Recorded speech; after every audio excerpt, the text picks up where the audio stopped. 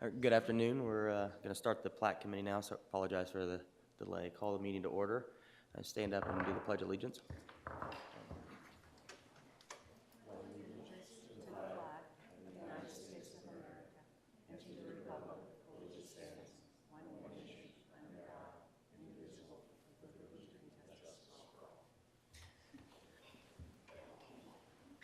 Roll call. Ms. Stoller. Here. Mr. Taylor. Here. Ms. Lukasich. Here. Thank you. And the approval of the previous minutes. Do I have a motion? I'll make a motion to approve. Second. All in favor? Aye. Okay, we'll move on to the actual agenda with the minor plat of PP 22-1 Whitcraft Estates. The petitioner Miller surveying with Jonah presenting. Good afternoon, Plat Committee.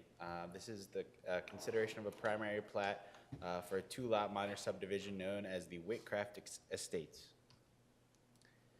The applicant is Nathan Althouse with Miller Surveying on behalf of the homeowners, the Whitcrafts. The subject site is located at 12354 Hoosier Road within an unannexed portion of Fall Creek Township, east of Hoosier Road and south of I-69. The property is currently zoned R2 with a legal primary land use of single-family residential, and the property is going before City Council for first reading next Monday regarding annexation. Thank you. Of course. Does the petitioner have anything to add? I think Jonah I was was still going. Apologize. I just took a long breath. Yes. Sorry about that. Sorry about that, Jonah. Anyway, so above we can see the current development on site, which is a single-family residence. Below that is the proposed lot split, which will consist of which will result in 2 lots. Here we can see it a little bit blown up. Lot 1 will remain with the existing home and accessory structures, including a barn and a shed, whereas Lot 2, proposed in the rear, is proposed to be developed as a further single-family residence.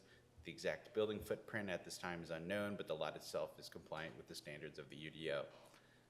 Being unannexed and within being soon to be annexed and within an R2 zone, the new home will require connection to the public sewer and local water utility provider. There have been no public comments received, as minor subdivisions are noticed after the fact. So, all in all, staff recommends approval as the proposed plat meets the intent of the Fisher's Comp Plan, future land use plan, and meets the minimum requirements of all local and state city ordinance. Thank you, and I am available for questions. Now, thank you. I apologize, Jonah. Does the petitioner have anything else to add, or? Okay. Hi, I'm Nathan Althouse with Miller Surveying. I'm just here to answer any additional questions you may have.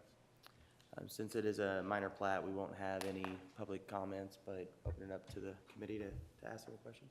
That road that's down alongside the properties, who will own that road? It was, Are you kind talking? of back to the section. So the roadway, because of the flagship parceling, that'll be a shared drive. Is that correct? It'll be a shared drive, but the lot in the rear is going to own the land, and then it's an easement for the front house. And then there's getting rid of the entrance that's there, so there'll be one entrance. Like they're moving the entrance to the north.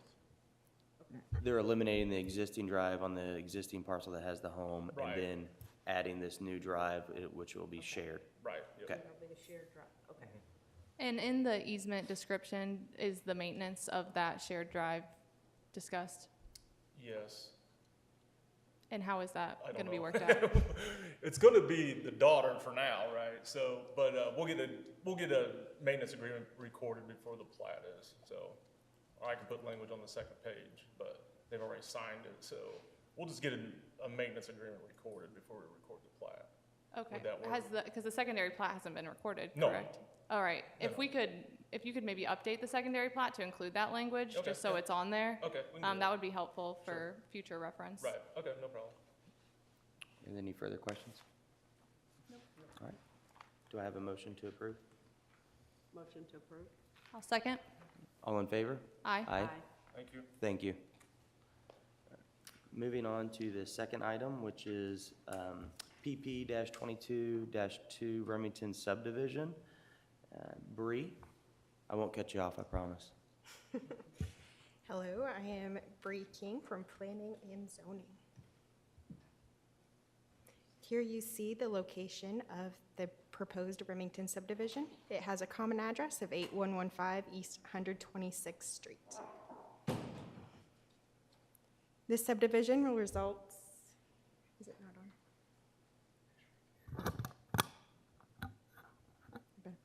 The subdivision will result in 32 parcels, and the PUD was adopted on January 18th, 2022.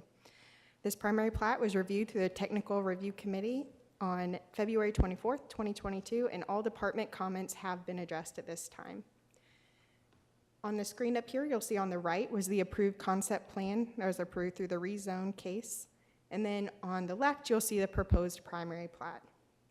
All proposed lots meet the requirements of the Layman PUD, which is what this Remington subdivision was originally known as. The subdivision will feature one entrance off 126th Street, and a pedestrian path will be provided at that entrance, as well as sidewalks on both sides of the cul-de-sac. The road will be public, and this development will connect to sewer and water. Annexation has been applied for and will be completed after build-out at the time. There's a 20-foot tree conservation easement along the west, east, and south property lines, and in addition, all required landscaping will be native species. Prior to this meeting, we received one public comment, and so I'll just go point by point very quickly. So there were questions about if there was a final decision on the passing blister, and so the answer was yes, there will not be a passing blister. And then it talked about the cul-de-sac design. So the cul-de-sac is not a through street, and that will help keep the traffic slow, and this cul-de-sac design was approved as part of the rezone. The engineering department and fire department both reviewed and approved this design. Another question was, have previous sewage and water runoff concerns be addressed? So the development will connect with city sewer, and development will need to be designed to meet city ordinances regarding detention and water quality.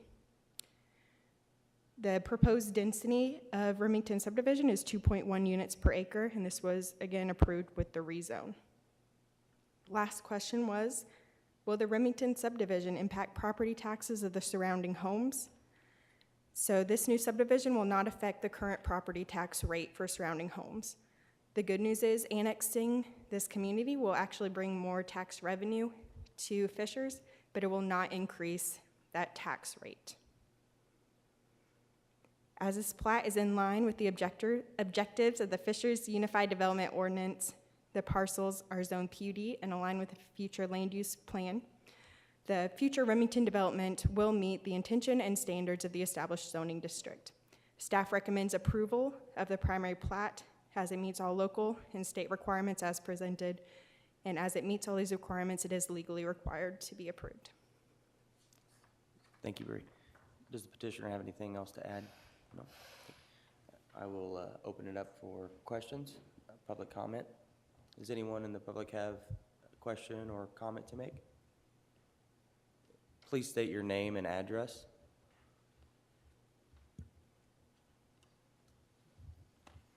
Hi, good afternoon, everyone. My name is Josh User. I reside at 12863 Shakespeare Way, Fishers, Indiana. The UDO section 6.1.3 provides conformity with other regulations and that the plat approval may be withheld if a subdivision is not in conformity with the above laws, regulations, guidelines, and policies, the regulations of this chapter, or the purposes of these regulations as established in Chapter 1 of the UDO. Further, in UDO section 1.2.2, purpose and intent states the purpose of this UDO is to secure adequate light, air, convenience of access, and safety from fire, flood, and other danger. Lessen or avoid congestion on public streets, preserve, protect, and promote public health, safety, and general welfare of the residents and businesses in the city. Other developments within Fishers that are owned and managed by Pulte, including Hunters Run, Britton Falls, Iron Point, and the towns at Avalon North, Pulte has shown a blatant disregard for the ordinances and other requirements of the city and state. For example, a portable toilet was observed to be tipped over after a windstorm and remained for at least 4 days since it was not anchored in accordance with Chapter 7 of the city's construction site stormwater pollution prevention standards. This poses a hazard to public health and potential pollution to public waters of the state. Pulte has also allowed significant piles of construction debris to accumulate on home sites, with several examples being left for over a week. This is a violation of the UDO, as well as the Indiana Department of Environmental Management's Construction Stormwater General Permit. Pulte has also failed to comply with the requirements of the city and CSGP to prevent sediment from entering storm drains. On April 1st, 2022, in the Iron Point development, it was observed a sediment catch basket that should have been installed in the storm drain was laid aside and therefore allowed sediment to enter the storm drains. Pulte has also failed to adequately provide the required public notice for Iron Point Section 2 to obtain coverage under IDEM's CSGP. IDEM recently changed the procedures for obtaining the permit coverage in December 2021. However, Pulte has continued the old process, citing repealed provisions of the Indiana Administrative Code. This is quite surprising, as they provided public content during the rulemaking process for the new procedures.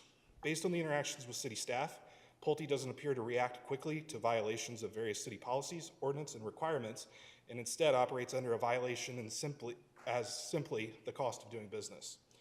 This plain disregard of the policies and ordinances in effect are a clear danger to the public and should be addressed by the city of Fishers to protect the citizens from harm. To prevent Pulte from furthering their modus operandi, this plat approval should be withheld to provide for the purpose and intent laid out in the UDO, specifically to provide the residents safety from other danger, as well as preserve, protect, and promote public health, safety, and the general welfare of other residents. Thank you. Thank you. Pulte, would you like to respond to any of the comments related to the, I think, well, if there's any other additional Oh, public sorry. comments? yeah, are there any additional comments? Please state your name and address. Thank you. I'm Randy Siebert. I'm at 129 Northland Street. Our lot backs up to probably lots 3 and 4 maybe of this. The only real question I have, and I don't know where that falls, the common area, will that be maintained, so the trees in the common area, will that be maintained by them? They're gonna have a tree preserve supposedly, according to the write-up, and we all know that trees don't survive 100%, so whose responsibility is it to replace trees that die or need to be replaced? And so basically, who maintains that area? Thank you. Are there any additional comments? No. All right, I'll close the public comment and allow Pulte to respond.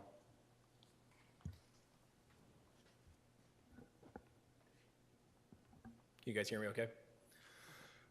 Rex Ramage, Pulte Homes, offices 11590 North Meridian Street. So the tree preservation and then the area outside of the tree preservation, but also not within the lot, that's all gonna be maintained by the HOA. So if there's a problem, one of the trees dies or something like that, it would be an HOA responsibility after the turnover of the community, which would be after a couple of years. And then with respect to some of the other comments made, we respect being a quality builder here in town. Certainly don't believe all the things that were mentioned were accurate, but certainly I understand comments. Things happen with construction and storms and things like that, so we always try to put our best foot forward. There are certainly items that are brought to our attention that we need to address, and we try to do so swiftly. So with that, no further comments. If there's any questions of you folks, happy to answer those at this time. Thank you. One thing I would also add in response would be that there are no variance requests on this, correct? So we are legally bound to approve this as presented. All right, thank you. Any comments from the committee? Questions? I don't have any additional questions or comments. From the engineering side of things, the only comment that I would actually make in addition is response to some of the items such as the portalet or porta pot that is turned over, not being anchored down. We do routinely inspect the construction site, and if it is found to be in violation, we do issue fines or have the contractor address it immediately. We'll continue to provide those inspections in a timely manner, and the developers have typically been fairly responsive in that. So, but I do not have any additional comments or questions. Do I have a motion? I'll make a motion to approve. Second. All in favor? Aye. Aye. Thank you. Thank you. Moving on to old business, is there any? Seeing none, any new business? All right, any additional staff communication? No staff communication. Thank you. Entertain a motion to adjourn? So moved. A second. All in favor? Aye. Thank you.